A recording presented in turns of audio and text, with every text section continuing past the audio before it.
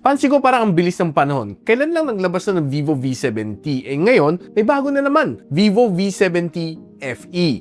Fan Edition. There are some features dito sa phone na ito that are quite interesting, masarap kalikutin, and aalamin natin lahat yan in this video. So, don't you go away.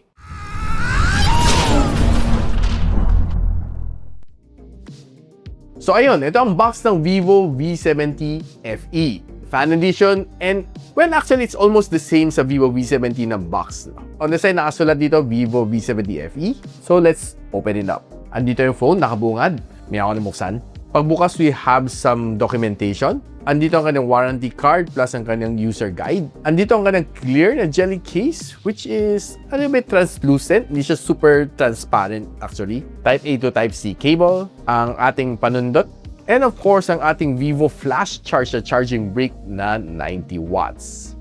Mabilis. And so much for the unboxing. Ilabas na natin ang phone. Yun. Magandang ka na itsura, ha? Pag ikaw tatanungin ko, medyo familiar nga ba itsura na dito sa kanyang camera bump? Let me know in the comments. Natong Vivo V70 FE na may 8 gigs of RAM and 256 GB of storage ang kanyang current price, $25,999. And ang kanyang 12 gigs of RAM and 256 GB of storage is currently priced at $29,999. More details on the description box below or just simply click the YouTube shopping link para ma-redirect kayo sa official page ng Vivo para mabili mo to ng legit. Huwag na kayo paligoy-ligoy para hindi kayo mabiktima ng scam.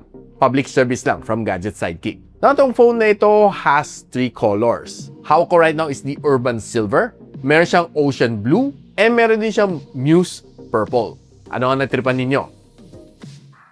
Now, taking a quick look dito sa likod niya, I would say na magandang kanyang finish. It has a plastic back finish and matte finish siya, so hindi siya kapitin ng fingerprints for sure. And ang kanyang camera module looks quite like that of the Samsung Galaxy S26 Ultra. Familiar, di ba? Sabi ko sa inyo. And we have a plastic side frames. And for me, given its current price point, I was hoping na sana ginawa na lang nila aluminum side frames given na when you're charging above 25,000 pesos, I was hoping na sana mas matibay ang kanyang frames. Pero bumabawi naman siya sa kanyang bezel, which is definitely very slim, and maliit din ang kanyang punch hole. Overall feel sa aking kamay is not bad, and it's just weighing at around 200 grams. Maganda naman. Now, if you want the complete spec sheet nito phone nito, si Vivo V70 FE, share ko sa inyo.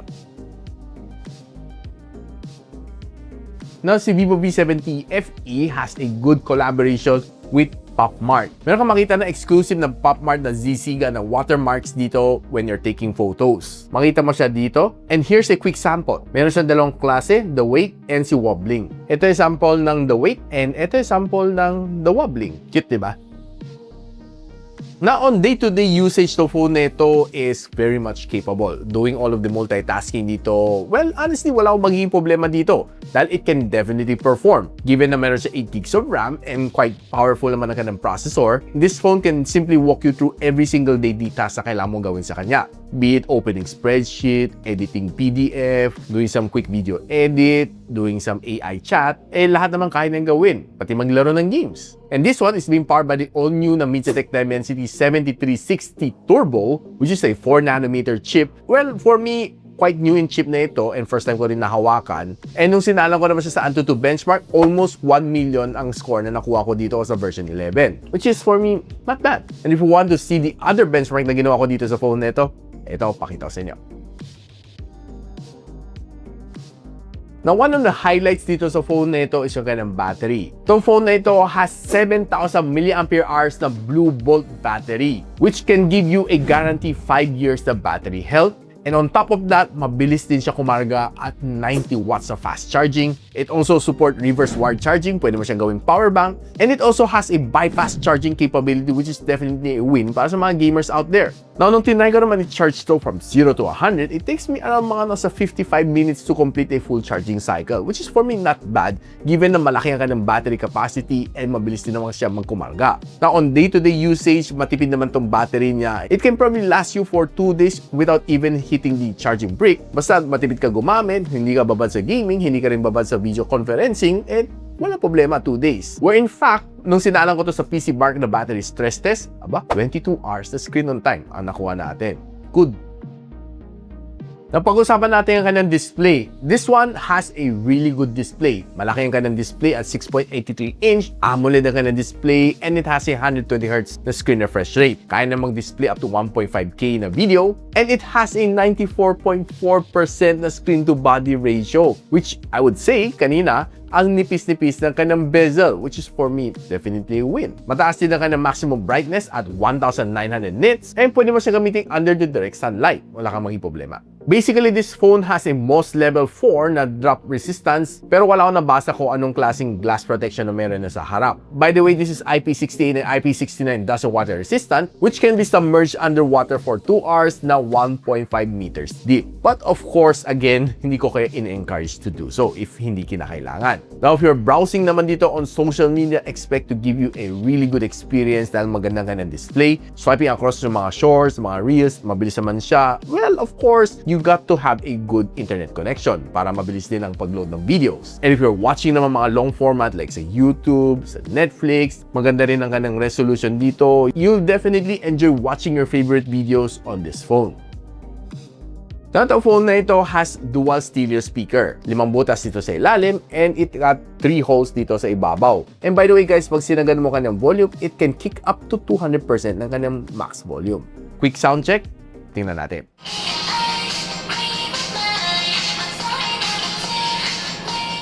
Well, honestly, malakas ang kanyang sound. For me, not bad. Well, above average para sa aking tenga.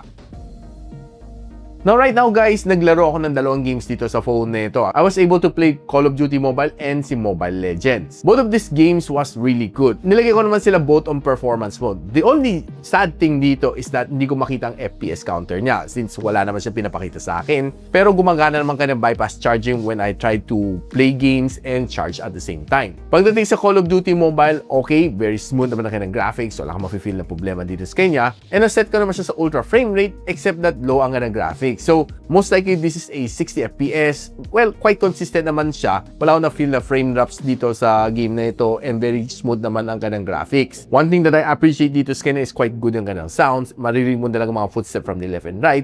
And maganda rin ang kanyang touch response. Probably the only complaint ko lang dito sa kanya, it's a little bit hot at 41 degrees Celsius after 30 minutes of gameplay. Pagdating naman sa Mobile Legends, okay din ang aking gameplay. So, it was quite smooth. Wala kang maging problema dito sa kanya. Ma-enjoy mo talaga itong game na ito on this phone dahil it's really good. Smooth ang kanyang graphics, wala kang mafe-feel na frame drops, maganda naman kanyang sounds, and maganda kanyang touch response. Overall, yung gameplay was really enjoyable, and I would say na medyo mainit din siya at 41 degrees Celsius after an hour of gameplay.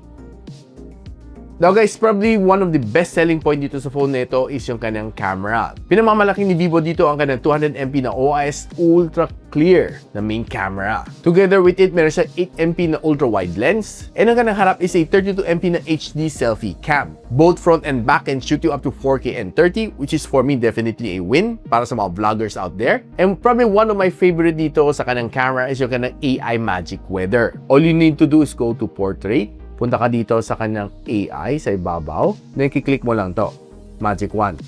And ang dami mo pwede i-select dito, no? Whether you like to go spring, you like to go winter, you like to go autumn, lahat magagawa mo dito.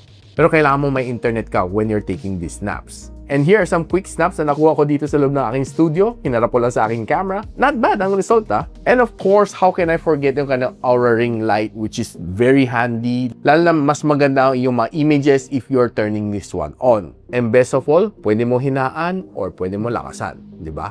Ayos. So let's go ahead and check some samples. Sa mga greens, I would say na maganda mga greens niya. Saturated, I would agree, pero yung saturation niya is quite looking good. It's more of the lighter green na saturation dito sa kanyang camera, and maganda naman mga natural green na nakaka-capture ko dito sa kanya. Looking good on every single snap naman dito, wala akong maging problema. And easily, it's very much Instagrammable. And one thing na napansin ko is maganda rin naman kanyang pagka-render dito sa orange na ito, sa flower na ito. And if you're trying to take some tall building shot naman within the metro, okay naman siya. Except that sobrang daming mga naka-spiderweb na wires. Maganda rin yung pagka-render dito sa kinuha kong banana shot. Sa mga signages like this one, looks good. And dito sa backlit na display ni Namu, okay naman siya. Hindi naman siya nag-color spill. Now, I was playing around with yung kind of ultra-wide lens, and honestly, it's really good, and it can zoom AI up to 30 times zoom. Ito, itong recto na signage is good. after 30 times zoom of AI zooming. Now, tinry ko naman mag-street na food photography. This camera can definitely take in some really nice shots on food photography, and it's really good. Honestly, medyo na-amaze ako sa kanyang camera performance pagdating sa food, and wala kang maging problema sa kanya. Pagdating naman sa indoor, low light na food photography, equally said, maganda rin lang na-capture ko dito sa kanya. And further, taking in some product shot on indoor low light, maganda rin. Wala ka talagang maging problema dito sa kanyang camera. I did try to snap in some colored lanterns dito while I was strolling. Hindi lang super ganda ang kanyang color dito. So, this is a ultra clear na 200MP na shot. Pakita ko lang sa inyo guys, no? Nakafocus tayo dito sa subject na ito, which is definitely clear. Now, one good thing dito sa kanya, though yung file size is super big at 50MP, yung mga ibang character dito sa likod na makita mo is still clear. Talagang matutuwa ka dito sa kanya na if you're trying to take 200MP na shot, you still get clear images sa mga background, hindi lang dun sa kanyang main subject. Now, sa kanyang selfie camera naman, honestly, mga outdoor shots na na-capture ko dito, maganda. I was really amazed with yung mga shots na nakuha ko dito sa kanyang selfie camera dahil ang ganda ng kanyang pagka-render. Poging-pogi, o tinan mo, parang walang blemishes ang aking muka. Well, honestly, it's a bit beautified, pero hindi naman OA ang kanyang pagka-beautified dito sa akin. Nape-preserve naman yung natural looks natin and hindi mo mafe-feel na parang sobrang filtered yung mukha mo. Na pagdating naman sa indoor, it's looking good. Medyo mas softer siya ng konti pero hindi masyadong halatado. And here's a quick sample video from the selfie camera. Using the Vivo v70 FE, shooting at 4K and 30 FPS using front-facing camera. Shaky pero yung kanyang quality is quite solid. Kung tatanungin mo, siguro ang kulang na lang dito is you buy a gimbal or stabilizer to give you a better video. Pwede ito pang vlog guys. And here's a quick one from the rear camera. Right now, naglalakad tayo dito sa Manila, sa Tondo. And using a 4K and 30 recording capability. So, I would say na really solid. Quite stable naman siya. And not bad though. I can zoom to 2 times, 5 times, and 10 times. Though it's a bit grainy already. And no parking sign dyan. Medyo grainy na. Pero overall yung kanyang resolution is quite good. What do you say?